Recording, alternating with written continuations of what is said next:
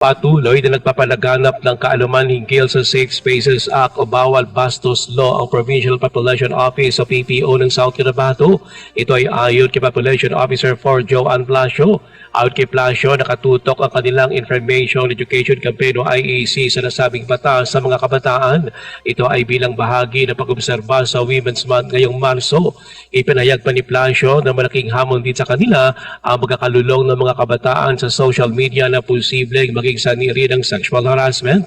Sinabi pa ni Plasio na katuwang din ng PPO sa pagtuturo ng Bawal Bastos Law ang mga social welfare offices at PNP. Layo ng nasabing batas na protektahan ang mga individual, lalo na ang mga kababaihan mula sa mga uri ng pang-aabuso, pang-aapi at diskriminasyon sa publiko at online.